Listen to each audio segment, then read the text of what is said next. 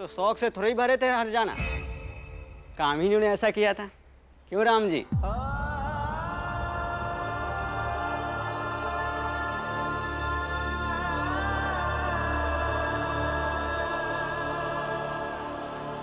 मेरे लड़की के साथ अपने बेटे भीमराव की शादी करने का वादा करके मुकर रहे हो आप, ये गलत है। भाई हमने शादी की पूरी तैयारी कर ली है, अब आप पीछे हट नहीं सकते और मैं पीछे हटने नहीं दूंगा। क्षमा कर दीजिए मुझे। आपकी बेटी गुणी है, सुंदर है, सुशील है, जिससे भी शादी होगी उसकी किस्मत संवर जाएगी। लेकिन मैं एक धर्म संकट में पड़ गया हूं, इसलिए मना कर रहा हूं। अब बहाने मत बनाओ राम जी। ऐसा कौन सा धर्म संकट खड़ा हुआ है जो तुम इस तय हुई शादी को मना कर रहे हो? देखिए, मैंने भीम के लिए एक ऐसी लड़की पसंद की है जिसका इस दुनिया में कोई नहीं है, अनाथ है। कभी अपने चाचा के यहाँ रहकर तो कभी अपने मामा के यहाँ रहकर अपना गुजारा कर रही है। उसके 2 छोटे छोटे भाई बहन हैं, गरीब है। उन लोगों की शादी करने की हैसियत नहीं है। आपकी बेटी की शादी आप कहीं भी करा सकते हैं, लेकिन भीम की शादी अगर रमाबाई से करूंगा तो उसका भला हो जाएगा। उसके साथ साथ उसके भाई बहन का भी भला हो जाएगा। और रमाबाई इसी शर्त पर शादी के लिए राजी हो गई कि शादी के बाद उसके भाई बहन का ख्याल हम लोग रखेंगे। दिमाग खराब हो गया है इनका, समझाइए इन्हें। बेटे की शादी करवा रहे हैं या घर की बर्बादी कर रहे हैं? खुद को दिखाने के लिए कि मैं बहुत दयावान हूं, अपने बेटे की जिंदगी दांव पे लगा रहे हो। आपका बेटा लिखने पढ़ने वाला है, उसकी शादी हमारे जैसे ठीक ठाक परिवार से करने के बजाय किसी अनाथ से करवा रहे हो। मैं चाहता था कि भीम को एक ऐसी पत्नी मिलनी चाहिए जो उसकी सोच में रुकावट ना पैदा कर सके, बल्कि उसे प्रोत्साहित करे ताकि आगे चलकर वो गरीबों के लिए लड़ाई लड़ सके। और इसका एहसास रमाबाई से बेहतर किसी को नहीं हो सकता। अजीब बात है, आप ये शादी परिवार जोड़ने के लिए कर रहे हैं या लड़ाई करने के लिए? एक लड़ाकू परिवार बनाने के लिए। ठीक है, आप कर लो परोपकार, बनाओ लड़ाकू परिवार, लेकिन हमने जो तैयारी की है उसका क्या? इस तैयारी में जो पैसे लगे हैं उसका क्या? ऊपर से मेरी जो बदनामी हुई उसका हर्जाना कौन देगा? देखो राम जी, नुकसान की भरपाई तो होनी चाहिए। क्यों भाई? ठीक है, मैं हर्जाना देने के लिए तैयार हूं। देखा, बेटे की शादी ही नहीं तोड़ रहे हैं, बल्कि पूरे परिवार को खाई में धकेल रहे हैं सूबेदार साहब।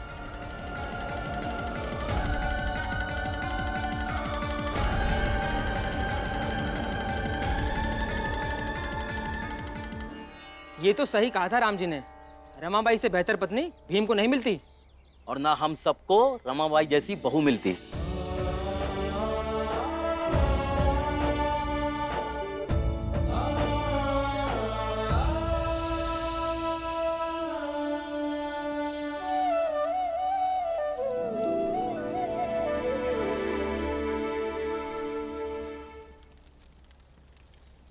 दिख रहा था आज बाहर,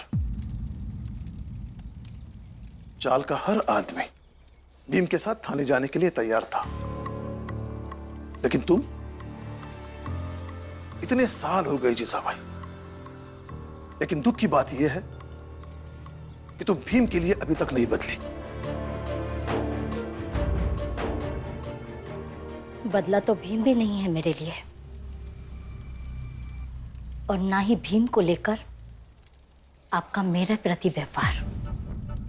वैसे तो आप इंसान की आज़ादी, उसकी मर्जी, उसके पसंद की पैरवी करते रहते हैं, लेकिन इतने सालों से भीम को लेकर आप मुझ पर दबाव बनाते रहे हैं कि मैं उसके पीछे खड़ी हो जाऊं, उसके हर फैसले में आंखें मूंदकर हामी भरती रहूं, उसे सही मान लूं, जैसे कि ये मेरा फर्ज है। लेकिन नहीं, ना इतने सालों में मैंने आपकी बात मानी है और ना आगे मानूंगी। आप जो चाहे समझे। पता नहीं जीजा भाई, जब तुम लोगों के मुंह से भीम की तारीफ सुनती हो, उसके लिए जय जयकार सुनती हो, तो तुम्हारा पत्थर दिल पिघलता क्यों नहीं है?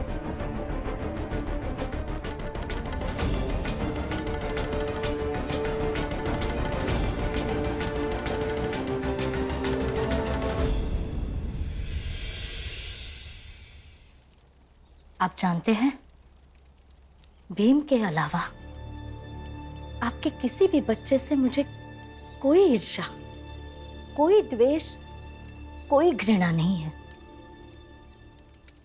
लेकिन फिर भीम से ही क्यों है? शायद इसलिए क्योंकि मेरी अपनी कोई संतान नहीं है, और वो इसलिए क्योंकि मेरे पति के पास भीम जैसा कोई बेटा है, जिसके रहते मेरे पति को उसकी दूसरी पत्नी से संतान की कोई अपेक्षा नहीं है।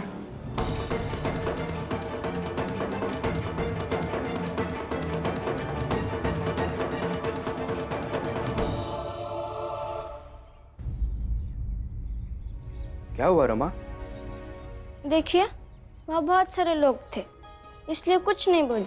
अभी बोल रही हूँ, आप मेरे पति हैं, आपके लिए कभी भी खड़ी हो जाऊंगी।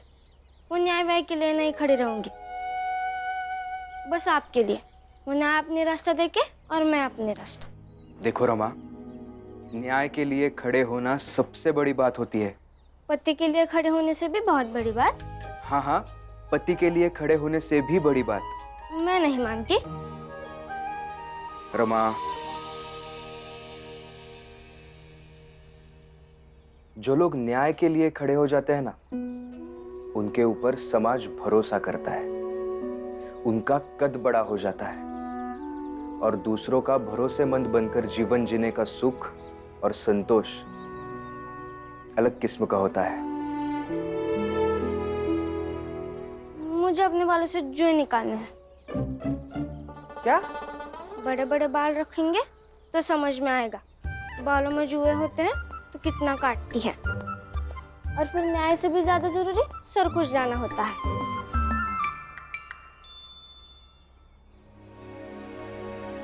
कंघी दो, मैं तुम्हारे बाल झाड़ देता हूँ। आप?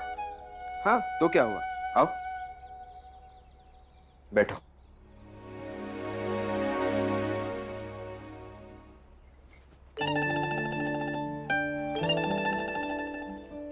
देखिए, आप दीजिए न्याय का सर, बनिए समाज का भरोसेमंद आदमी।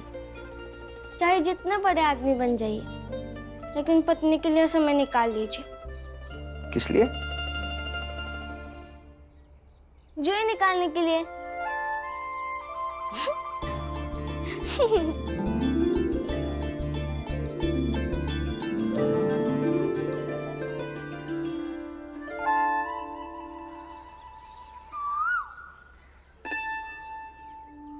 बुआ, बस बस, सुखी रे बेटा।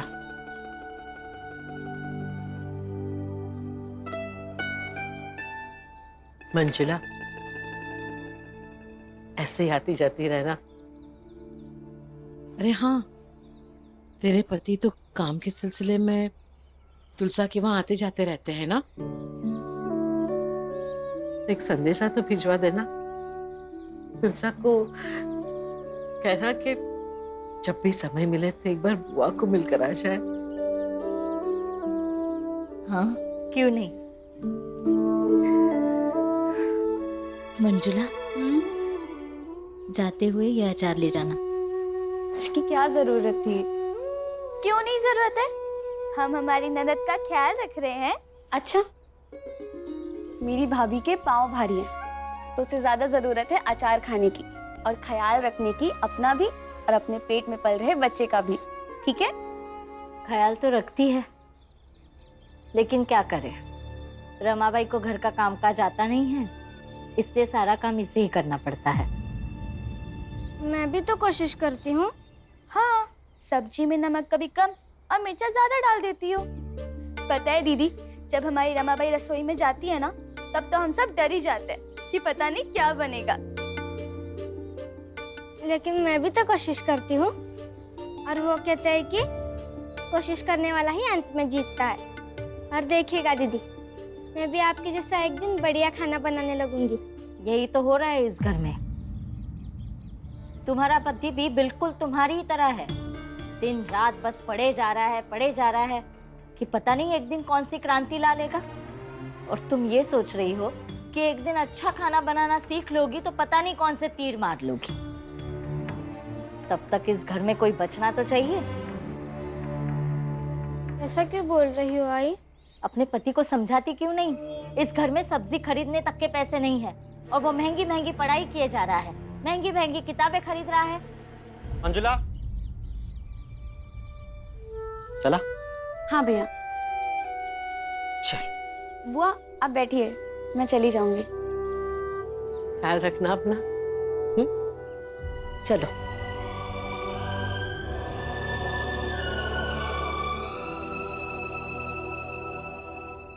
रमा, जीजा भाई और लक्ष्मी भाई की बातों का बुरा मत मानना बेटा। नहीं मानती हूँ। बचपन में ही आई बाप मर गए थे, तो पड़ोस में किसी को उसकी आई सुनाती तो मुझे भी ऐसा लगता था, मुझे भी कोई सुनाए तो आई जैसा महसूस हो। वैसा ही लगता है यहाँ।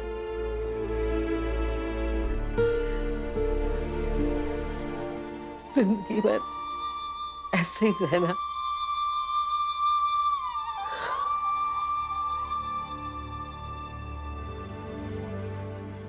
बाबा। मंजुला बेटी, जा रही हो? हाँ बाबा। आनंद बेटा, ये सामान मुझे दे देना। अब मेरा छाता लेकर आओ, उसे सही कराना है। मैं मंजुला को छोड़ दूंगा बाजार जाते वक्त। बाबा मैं कर लूंगा वो तो। मैंने कहा ना, जा छाता लेकर आ। बाबा अरे रहने दो, मैंने आनंद को जानबूझकर भेजा है। तुमसे कुछ बात करनी है। हाँ बाबा कहिए। वो कुछ पैसे उधार चाहिए थे, पेंशन मिलते ही लौटा दूंगा। बाप होकर एक ब्याहता बेटी से पैसे उधार मांगना सही नहीं है, लेकिन क्या करूं, भीम की पढ़ाई रोक नहीं सकता। अपनी भाई की पढ़ाई में तू भी थोड़ी सी मदद कर दे। मंजुला दीदी अब जा रही है? हाँ भीम। ठीक है, आते रहना। अरे भीम बेटा, थोड़ा मदद कर दो। हाँ काका आता हूँ। चलिए।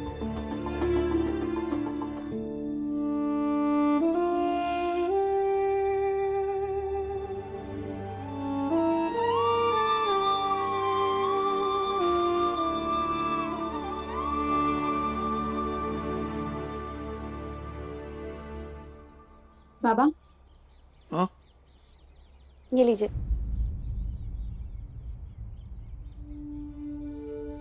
बाबा भाई है वो मेरा, वो जो पढ़ना चाहे ना पढ़ाइए।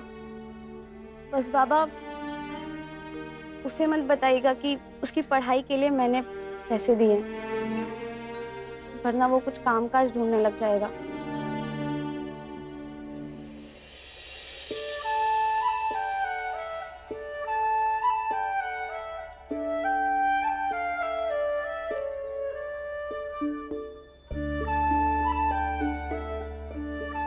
उसे बस पढ़ना है। अरे भीम, तू भी यही है? चल मंजुला को घर छोड़ देते हैं और बाबा की छतरी भी बनवा कर ले आएंगे। हाँ चलिए काका। वो छाता मुझे दो, मैं बनवा के लाऊंगा। नहीं बाबा रहने दीजिए, मैं कर दूंगा। भीम,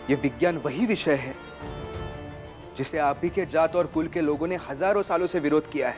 और आज भी आपके जात के बहुत से छात्र इसे इसलिए नहीं पढ़ना चाहते क्योंकि इसमें मुर्दा जीवों के बारे में पढ़ाया जाता है, उनको काटना पड़ता है, छूना पड़ता है, और इससे तो आपका धर्म भ्रष्ट हो जाता है। और इस सब के बाद भी आपके जाति के जिन लोगों को यह समझ में आ गया कि यह विज्ञान आधुनिक विषय है, इसे पढ़ने से भविष्य में लाभ होगा, वो इसे पढ़ने आ तो गए लेकिन अपनी पुरानी सोच को साथ में लेकर आए।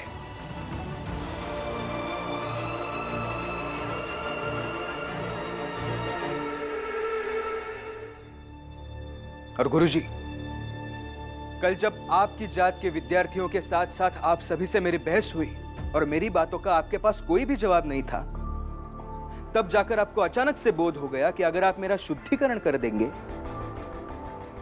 तो मैं विज्ञान पढ़ने के योग्य हो जाऊंगा। क्यों आपकी पुरानी सोच से सींच रहे हैं आप विज्ञान को?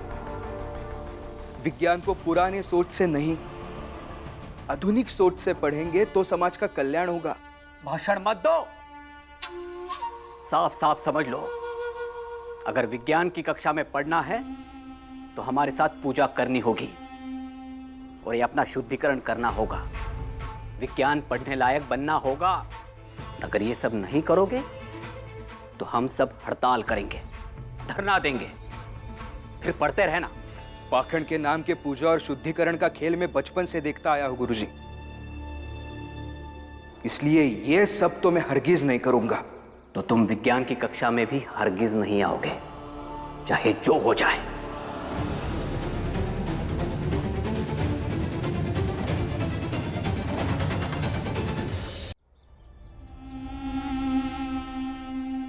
क्या सोच रहे हो भीमराव?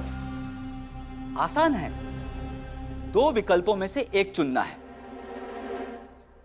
या तो शुद्धिकरण करवा लो या चुपचाप यहां से चले जाओ।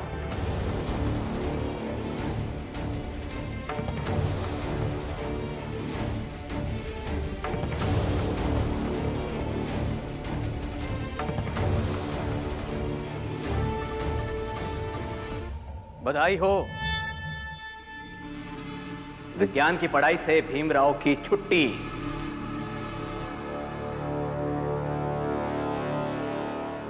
अब क्या करेगा भीम? क्या साइंस पढ़ना छोड़ देगा?